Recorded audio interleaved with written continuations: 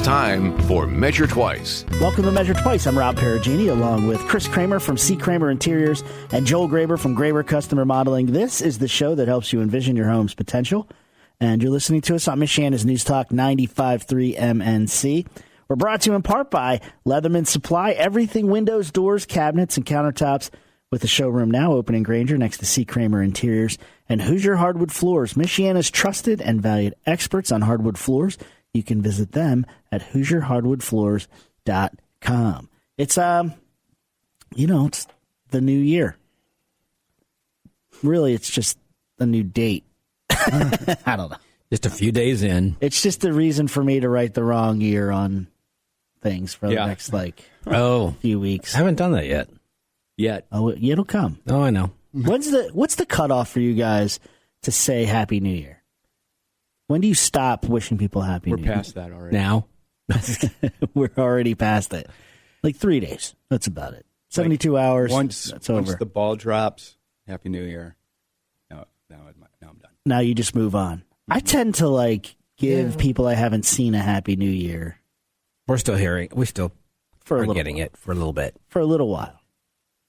We're not as jaded as old Wood over here. Yeah, I know, right? He's like, Happy New Year. Okay, 1, 2, 3, Happy New Year. Is that what birthday parties are like, too? It's like, all right, 1, 2, 3, happy birthday. Now, get to work. When the ball drops, he's over. It's over. That's actually literally true. I watched the ball drop and I went to bed. I didn't even do that. I went to bed at 10. So. I know. He was he's wheels up. I figured nothing's going to change whether I'm awake or sleeping, so. Yeah, I feel like there should be just one New Year's line, for the Prime Meridian or whatever, Greenwich. I think we should all celebrate it when they celebrate it. Who? That. The Greenwich Mean Time that keeps the time for the world. Oh. That's New Year's. Thinking Greenwich Village as a what? Yeah, not Greenwich. Did I say Greenwich Village? No, he says Greenwich. Okay. That's the only thing I got to think of. Yeah, Greenwich Village. I was like, what? It's a different kind of celebration. Yeah. No. We're talking about time. It's a Happy New Year. Talking about ball drops. Yeah.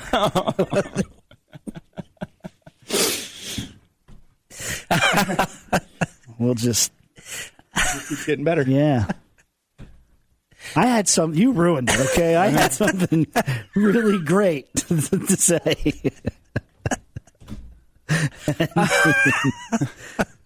Man. Beep. Yeah, I can't even delay it here. Okay. He's trying to figure out. Maybe we should just talk about what we're supposed to talk about here. Let's see. Happy New Year, officially. And, man. The topic today on Measure Twice. All right, well, let's just get into it because this is Bob and Tom. I know. It seems that way. Huh? I know. No sponsorship there. Let's regroup a little. Okay. So going into the new year, I was thinking that it'd be great to talk about some of the things right now people are either planning or they have something on plan for the year, right? I mean, that's the way. Or are planning right now. Right. They're thinking about what they want to do. Exactly. And we always kind of rail against the machine a little bit that they're planning now and then they contact the people to do the work when it's too late to get on the books for this year. But that's just the way it goes because, a homeowner's not in the business. They're just planning it when they plan it.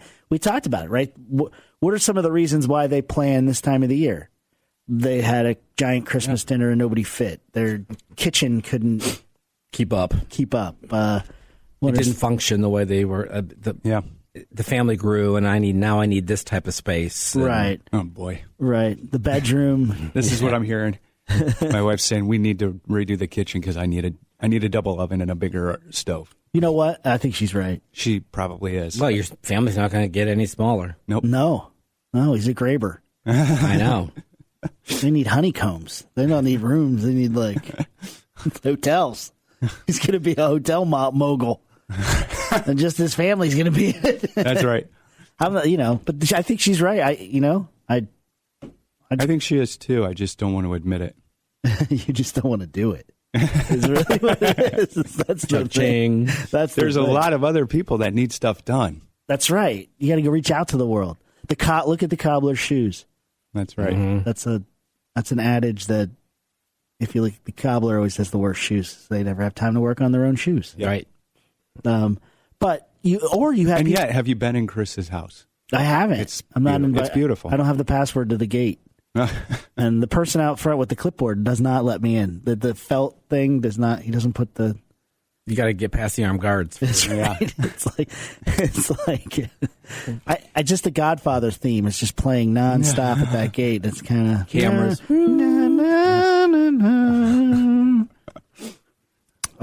But you might have had people over and you didn't have enough places for them to stay. And you want that. There's all or kinds sit of or at a sit. table or whatever. Be able to gather all together. Right. Can't see the TV from the whatever when the people are over. I mean, there's 1,000 reasons, that or, people are getting older. Your house is hard to get around. Right. For people. There's just so many reasons. But now you're planning. But I figured we could talk about like what should, and I'll just pose it with you first, Joel. What should a person, do you think, what should they know at the basic level about a general contractor before they reach out? About a general contractor? Yeah. If they're going to do major work, they'll probably have a general contractor, right? I mean, that it's just going to take time. You had what were you going to say, Chris? Well, I mean, what's the first thing that people want to think about is who should I call, and why should I call that person? I like that. Why? Why should they?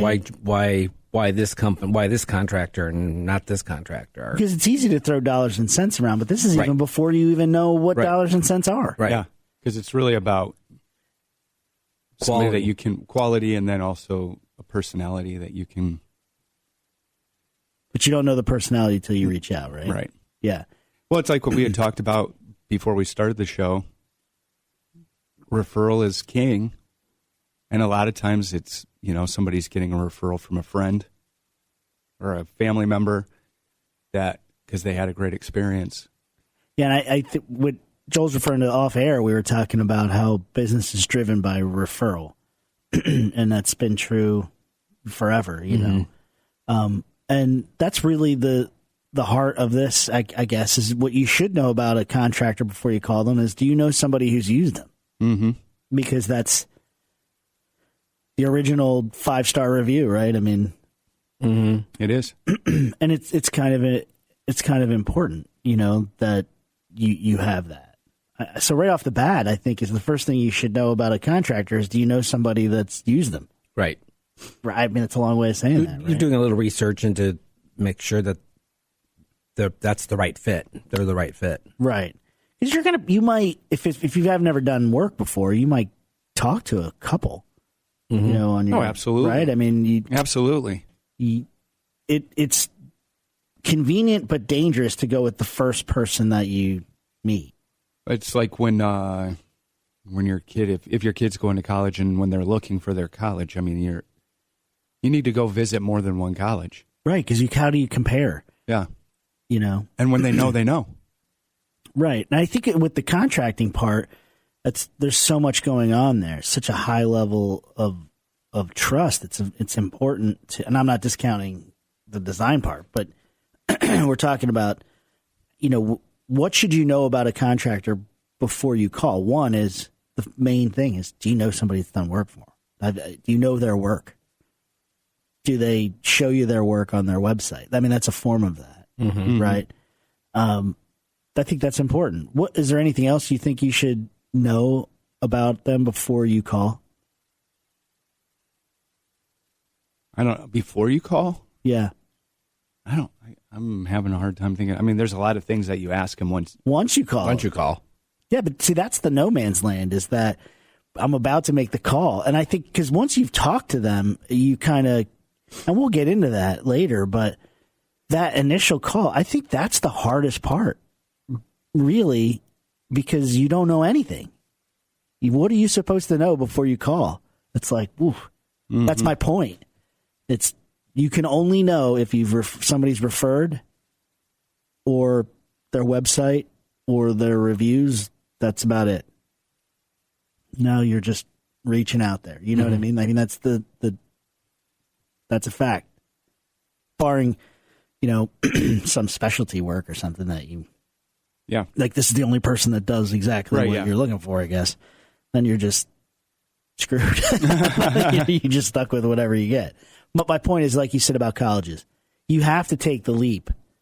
I mean, I think the moral of the story is you have to take the leap. Right. If you need the work, you can't get so caught up in the preliminary that you never have the conversation with anybody, I think is where we're going.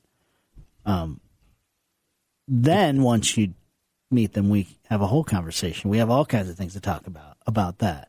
But I feel like do some due diligence, but don't get scared off by it. Yeah, don't overthink it. That's a better way to say it.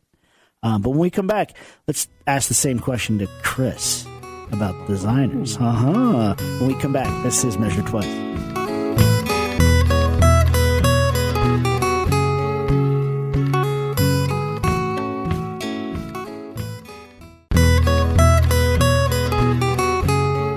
Welcome back to Measure Twice. I'm Rob Perugini, along with Joel Graber from Graber Customer Modeling and Chris Kramer from C. Kramer Interiors. This is the show that helps you envision your home's potential, and you're listening to us on Michiana's News Talk 95.3 MNC. We are brought to you in part by Leatherman Supply. Everything windows, doors, cabinets, and countertops, with the showroom now open in Granger next to C. Kramer Interiors. And Hoosier Hardwood Floors, Michiana's trusted and valued experts on hardwood floors. You could visit them at HoosierHardwoodFloors.com. We're talking about, what should you know about your designer or your contractor or the people that are doing work for you? What should you know about them? And it's kind of, there's the obvious stuff, but there's the less obvious stuff. And I asked Joel last segment and put him on the spot, stumped the band a little. But my question is, what should somebody know about a designer before they call? Chris? Same thing with Joel, contractor. They're going to, do you know someone, have you worked with this person? Oh, yeah, they do a good job. Give them a call. A lot of times they'll give us a call and kind of run through the process with us on the phone to see if we're a fit for them. Right. But make the call. Make the call. Don't be afraid to make the call. Yeah, that's the... Or don't be afraid to come in. Some people will come in just to kind of talk to us, see if we're the right fit for their project. We're at a kind of weird time in retail, isn't it? Or in our business, because that coming in the store seems like such a commitment. It's always kind of been that way. Yeah. Intimidating. Even before before internet type. Yeah, but now the internet's made it... the internet has made it easier for clients because they can pre-shop you before they even make a call. They'll go to your website, and if they like what they see, or if they don't like what they see, they shop on the phone, right? And then they're scrolling on their phone all the time. I mean, people are shopping with their eyes more than they ever have. Probably, it's funny. In New York City, right? They had the storefront, and now America has it, right? Because of the internet, but the idea is you should know.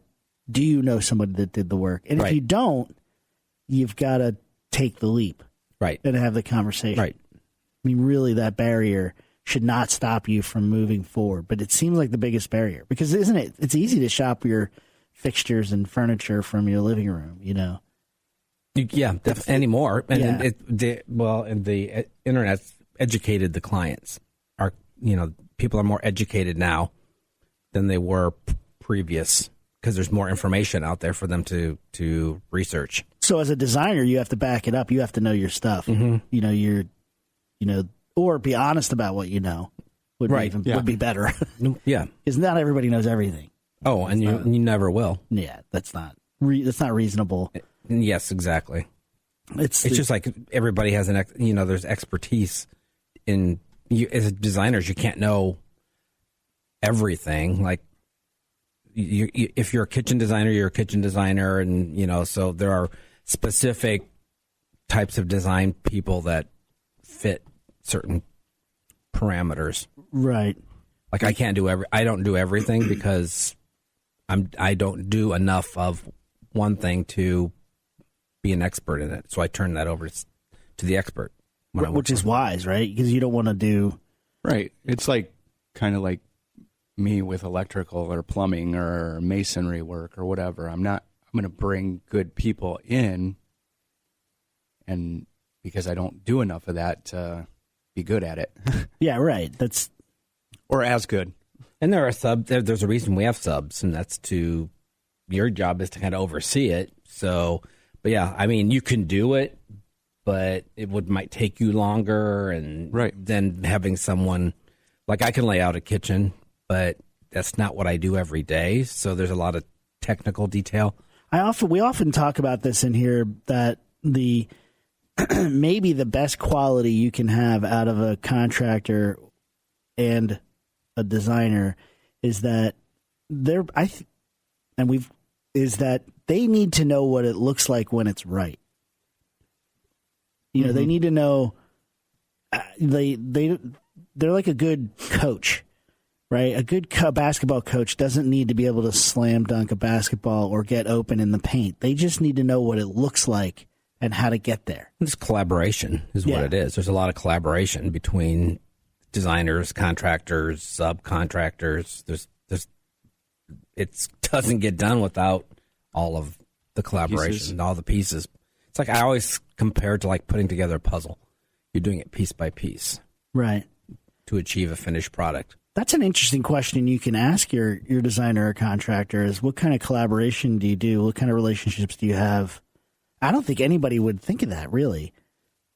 When they're shopping for a designer or a contractor, that it's kind of an assumption. And I'm sitting in this chair but I would assume that. But if you ask the question, the answer that you get would tell you a lot about the designer or contractor that's in front of you, right? Like, who do you have relationships with tile companies? And to hear, I guess, are there outfits that do everything?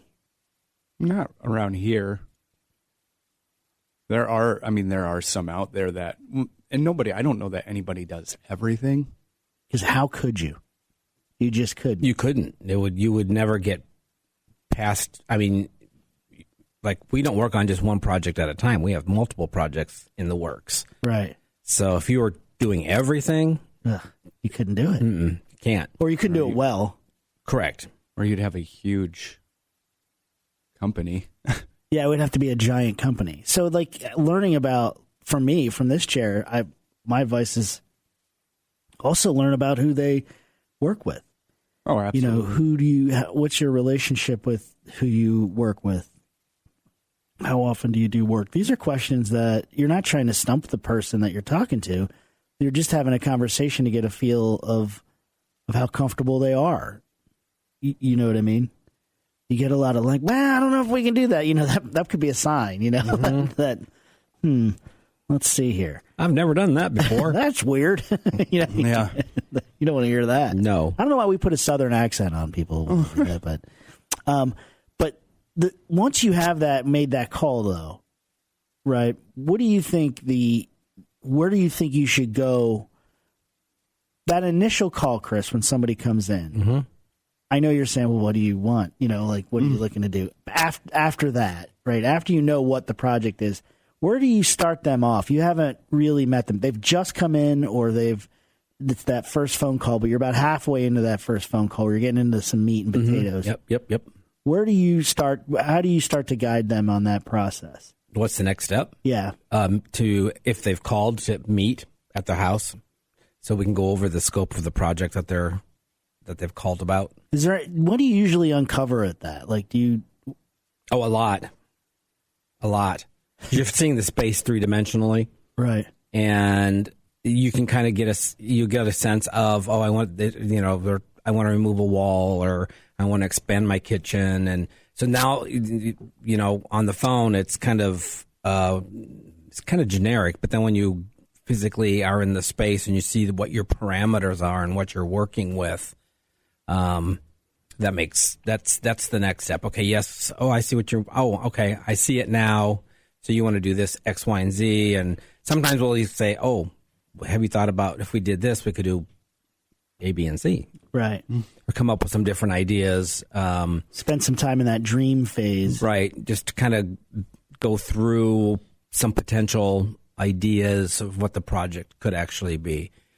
Because sometimes I've been on calls where people call and they want to tear out walls and expand it, and then you get there and it's like, do you realize that here's what we're dealing with if we remove this wall? It's a little more complicated than just taking it out. Because on HGTV, they just take it out. They just take it out. So they hit it with a sledgehammer, and that's my favorite. When I see them put a sledgehammer through the middle of a wall when they could have just like cut it out and taken it out in one trip. Mm-hmm. It's my favorite. It's not as dramatic. Yeah. But then you don't know what's behind that wall or in that wall, because that's your heat duct. Could be heat duct, could be plumbing, it could be all kinds of things. So there's some preliminary work that you have to go through to make sure that that's feasible. Right. It's probably pretty similar for your work too, Joel. When you show up there, you're in that dream phase. Yeah, absolutely. You want to know what is it that you ultimately want. Like, what? Just give me everything. Right.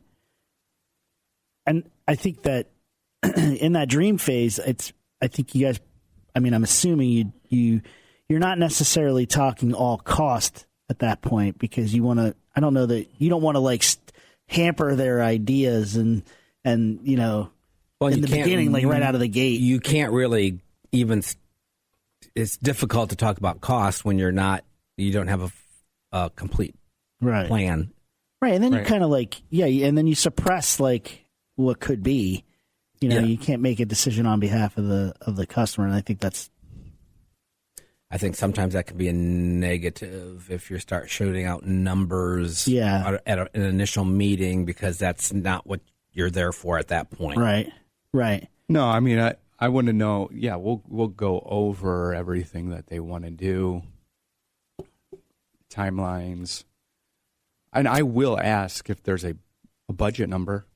Because pretty much everybody has an idea in their head, whether they want to tell you or not. Right, but you want them to start thinking about it at least.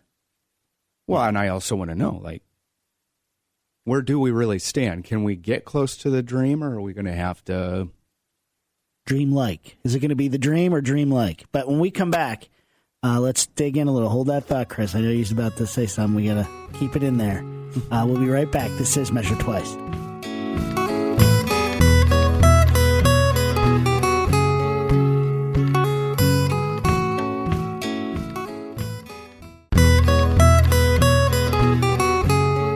Welcome back to Measure Twice. I'm Rob Perugini, along with Chris Kramer from C. Kramer Interiors and Joel Graber from Graber Customer Modeling. This is the show that helps you envision your home's potential.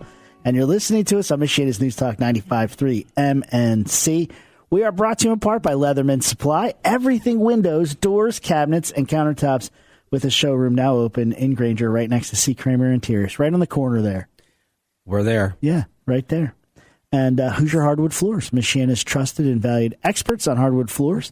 You can visit them at HoosierHardwoodFloors.com. We laugh and laugh about things we can't say on the air. Or we do. Sometimes we do. No, they're just getting like the edges of it. Right. True. But you were going to say something before we... Well, yeah, I was going back to Joel asking for if they have a budget or a number in mind. That I think that's easier for people to kind of say, "Oh, I'm thinking 30,000," or I'm just shooting those numbers because based on, "Oh, my friend did it for this" or whatever. But if I ask them for a budget, they can't. Yeah, it's a totally different world. It's different because as far as that goes, there's too many. They don't know what certain things cost. Whereas it's easier to, I think, on the contractor side for a customer to kind of have an idea of, okay, I've got X dollars that I want to put towards this project. Yeah, I think you're right, because there's a lot of tools out there that you can get within 10%. Well, yes and no. A lot of times I'll qualify it with people, and it's really not how much you expect it to be, but like, what are you comfortable? Where are you comfortable being? That's really the budget number, because there are so many variables with what I do too that I can't tell you, especially after our first meeting, like what it's going to cost, because depending on what you pick or what we would run into, it can change things drastically. But going into it, you have a number in your head, like, okay, I'm going to do my kitchen. This is what I've got to work with based on their, however they're paying for it. But it's easier to quantify that number than it is to come in and say, I want to do my living room, and I'll say, what's your budget? And they're like, I don't know what things cost. Right. Like, because there's a lot of variables in what you're buying. Well, even just, having been in the showroom and Chris talked through like the different options in one couch. Yeah. And I'm like, wow. I think if I was in there buying a couch, I would be there half a day just. And your normal height. Yeah. When you're short, like me, honestly, it's like 50 other discussions. I'd have to have my wife there just to see how comfortable it is sitting, Indian style. I know. I learned yesterday that I don't know what's comfortable. I think your wife was kind of telling you what was comfortable. I'm under orders that certain things are comfortable and certain things are not comfortable, and I need to get that straight. But that's the truth of the matter is that I think what Chris is saying is that the lumber, like the dollars and cents of materials, once you've decided where you're going, can be fixed. Right?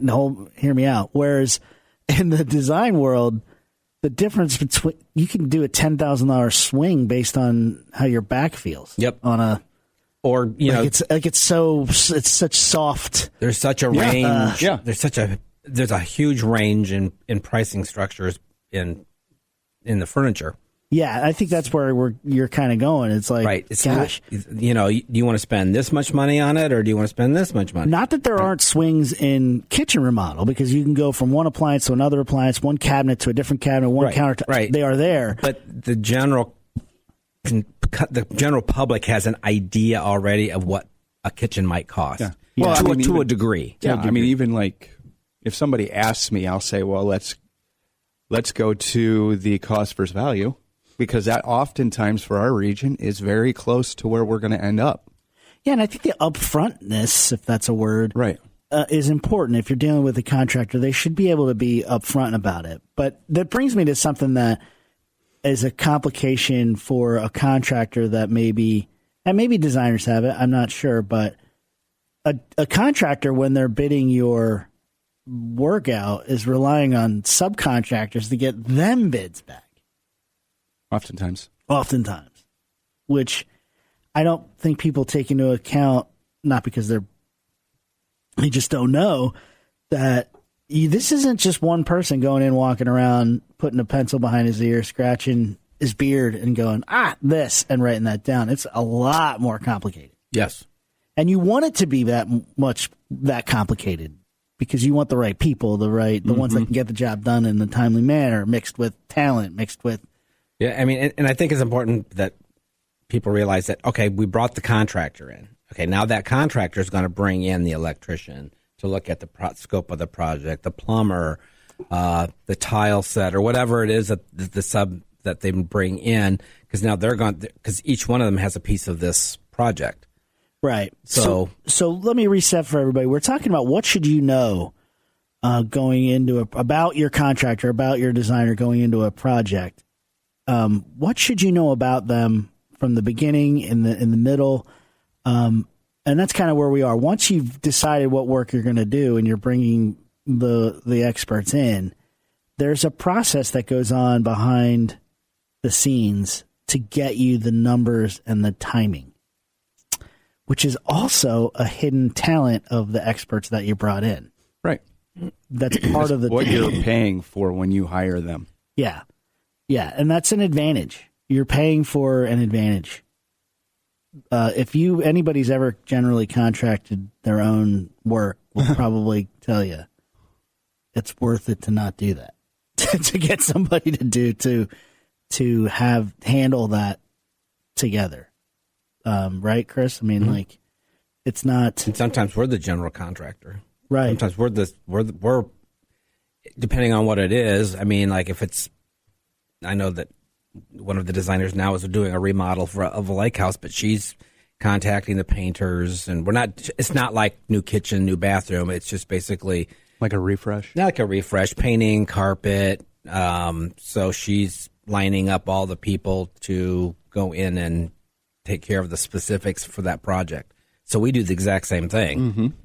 Absolutely, and it allows the homeowner or project owner, the person who's paying for the work, or the person who's living in the house, to be a part of the process and be able to concentrate on their part of the process, which is being an expert in what you want.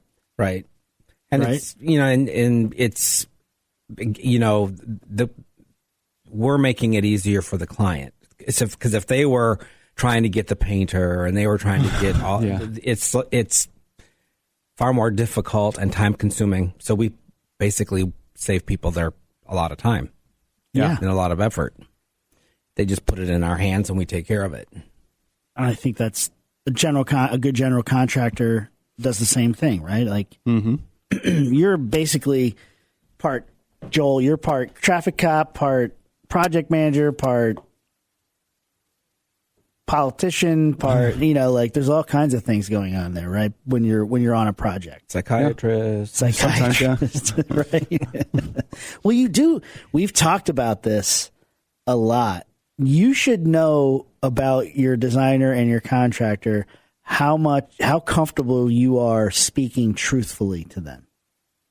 Because if you're not comfortable, Vice versa, too. vice versa, Yeah. right? We always say in here, you guys learn a lot about people, a lot of private. What's a lot of, because you're building relationships. You have to build a relationship in order to be able to do a good job for them, because you're doing something that's personal to them. Right. It's their personal spaces. Right. Extremely personal, right to the extreme. Yeah. It's their house. It's where they live. So that trust. You should know if you trust the person you're dealing with. Is that weird to say? No, there's a huge level of trust. It really boils. That's what it boils down to. Trust. When you think of that as a business person, Chris, how do you portray that you can be trusted? Integrity. Your integrity. But how do you come across? Like, are there things that you do specifically to show the person that you can be trusted? Yeah, I mean, it goes back to, sometimes it takes a little bit of time to build that trust because they don't know you, and as you kind of have to build it Right. by following through with what you say you're going to do. Yeah. You're kind of borrowing trust from the referral in the beginning, but if you don't Right. even have that, now you're Right, and so once they see that you understand their project and you also understand them, and that you're there to do the best job possible, they start giving you more and more leeway, or more that trust builds. Right. It's gotten to a point sometimes where we trust you. You just pick it out. I hate that. I do too. I won't do it. I will still I'll pick it out, but I'll still say, "What do you think?" Because I don't know, that I'm just not comfortable. oh yeah, Because you're- nobody bats 1,000. What if I get this one wrong? I know, that could be it. No, it's like, so I still, even I appreciate that level of trust, but I will always back that up with, I appreciate that, but I would feel better if when we present this and you approve it. Well, So- and it goes back, going back to the beginning, like if it's just somebody new that you're talking with, a lot of communication, sometimes an over communication, goes a people might long think- way. Right. because they understand like you are like this, that builds that trust, because you aren't keeping something from them. You're following up, even if it's just to say, hey, I had to do this not too long ago. I told you I'd get you numbers by this point in time. run into some issues. I can see it's going to be longer than that. I just wanted to let you know. Are we okay with that? The high communication. You know, is and they're important. like, yeah, that's fine. Well, when we Just come as long as back, we know. let's go into that because Yeah. we're running right up against the break. But when we come back, let's talk about the communication factor. This is Measure Twice.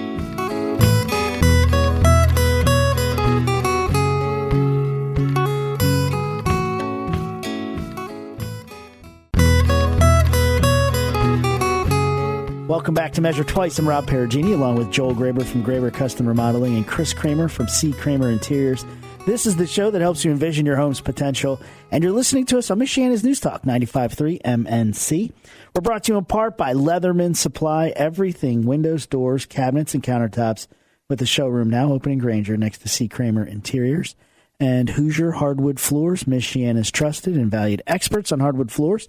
You can visit them at HoosierHardwoodFloors.com. We're talking about, hey, what should you know about your interior designer, your contractor, while you're doing business with them or before you're about to do business with them? And we kind of got in a little bit of a rabbit hole about after that first meeting. And basically, you should know, you should trust them, right? I mean, that's what you should, the most important thing to know is to know that you trust them. Because if you don't, then you're never going to be comfortable. It's never going to be a comfortable situation. You should at least have a strong feeling that you can trust them. Right. Then it's the follow up. Right. That really builds that. And you can't, you never get what they say, that you never get a second chance at a first impression, right? Mm-hmm. That's true, but I think you have two first impressions with your guys' business. You have the first impression where you first met, but then you have that first opportunity to communicate with them about something. I think that's like your second first impression. You right? Because that follow-up, I don't know, how many times have you heard from somebody like, these people just haven't called me back? A lot. Man, yeah, that happens all the time. Happens. People are like, I didn't even expect you to call me. Right. Because I've called so many people. They don't even get a first call. And it shouldn't be that way. It shouldn't be that way, but it's kind of the reality of where we are. Because there's just not a lot of people doing work. It's people are busy, and it's hard to get back to everybody. Yeah. I will say, if you try to contact me via Facebook, that's probably not happening. Like personal Facebook? No, the If they go Messenger, business, I don't see it. same thing with me. I mean, if it's on Instagram, I got a guy now that pays attention to it, and that makes a big difference. But yeah, because it's not. That's not an. This is not Instagram or Facebook is not where I'm focusing. Right. The good news is that form of reaching out for business is kind of waning. Yeah. Because I think people understand that's not necessarily the best place to contact. It's a good place to get an idea. Mm-hmm. Right. But I think the phone call, I think still people live by the phone. Email's great too. To a point. There's Well, still for first contact, like, hey, can we set up a time to talk? Or it's email is good for just general, but there are times when you have to have that one-on-one conversation, and they want to hear your voice. You need to hear there because you can't get the inflection from an email. I mean, I want them to hear my voice. Yeah, I mean, Come on. It's like, come on. That's one of the things at the store they'll get too bogged down at the emailing. Is pick up the phone. Yeah. Yeah, No, I agree with that. As a society, we've forgotten that you can put things to bed quickly by having a much conversation. more quickly, and it's so much more personal. I'm just saying about first contact. If somebody emails, I'm going to respond to that not immediately, but much quicker than with a phone call. Yeah. Yeah. Here's the basic idea of what I want to do. This is where I live. Here's my phone number. Right. This is what I'm looking for. I think when you're dealing with when you're in the middle of working with somebody, that phase, you guys, like, people naturally figure out their comfort level of communication, and like it just sort of plays out with each other. In the beginning, though, everybody is hyper aware of how they're being communicated with, and you're in the time period where you're figuring out how do we communicate. That's an important phase, because one of the parties, either the customer or the contractor or the designer, has to be the one that points out how they're communicating. And I feel like that's something that you should look for if you're a customer. You should look for that kind of selfless act of saying, oh, it sounds like email's the way you like to communicate. That's great. Occasionally I'm going to have to call you, though, because to have it out in the open, I think that openness goes a long way for getting a project done and having decisions made, right? I mean, text is another big one. I get a lot of text. Oof. I mean, a lot of text, probably. Yeah. Because there are some certain clients that I work with that you just can't pick up the phone and call them. So you kind of have to schedule that via we text. Right, because if you're, let's face it, people, this isn't their job. They have things that they have to do. Right. You're not going to be able to get a hold of them. Knowing that your contractor and designer understand that is probably a big deal. But it's got to come from the homeowner to the contractor, but it's on the contractor and the designer to also acknowledge that, right? I mean, I'm kind of stuck on this, though, that the bidding process, Chris, when you're looking at a new job and you're going through it with somebody, how long does it usually take you to get all the ducks in a row to present what a project is going to be? Is it like a 2-day process, or is it like a 2-month process? It depends on what it is. I mean, if it's one piece of furniture, you can pretty much take care of that pretty quickly. But if it's a room, it might take a couple weeks to pull it all together and have them back in and to present it. Right.